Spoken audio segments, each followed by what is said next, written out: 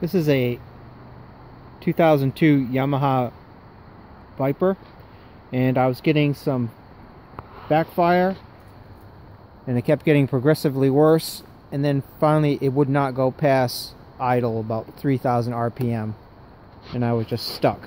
So the first thing I did is you can bypass the Tor system by disconnecting these wires and these two wires here, and then rejoin them on each end. It wasn't that. I went through, changed the plugs, checked for compression, cleaned the carburetors, and then finally I got the shop manual. And in the shop manual I checked the resistance on the stator, and it was supposed to say is between 189 and 231 on the pickup coil, and this is the ohms for the coil itself. Well, I was reading about 11 ohms on that and 0 ohms on that. So I got a new stator, not a new one, a used one for about 65 bucks on eBay. And when I got it, this read 22 ohms on the one I just got, and it still read 0 ohms. So then I got another identical sled to this, so I checked that, and that was reading 22 ohms and 0 ohms. So I thought there was something wrong with my voltometer. I went and got another voltometer, checked it out again, and still the pickup resistance is 22 ohms, and this was reading pretty close to 0 ohms. So I said, what the hell, I put it in anyways. And when you go to put it in, it's not that hard. Take the air box off to help get to the connectors, take the exhaust off with the springs. The manual says to take this cross member off. Don't bother, it's not in the way. There's 4 bolts holding in the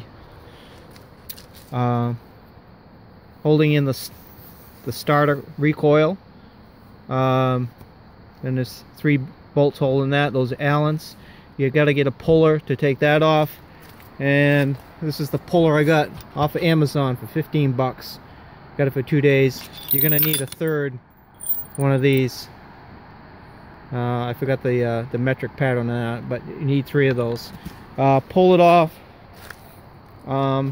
It was difficult to get the screws on the pickup coil. Let's see if we can see that. These screws here, I don't know if they use Loctite, but they're Phillips, and they were starting to strip out.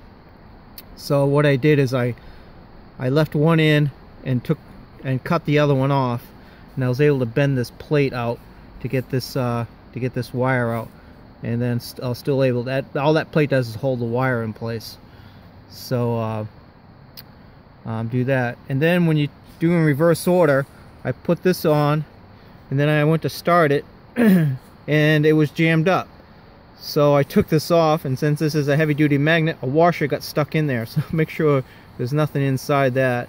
So you can put this on, put it back together. You don't need to put this plate on and just to test it out.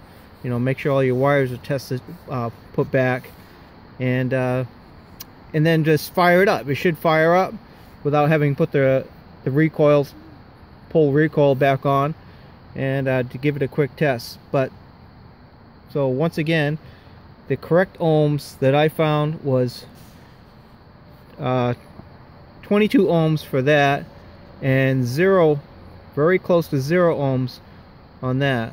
So that should be the problem, and it took care of the now it idles fine. It doesn't backfire. It runs like brand new.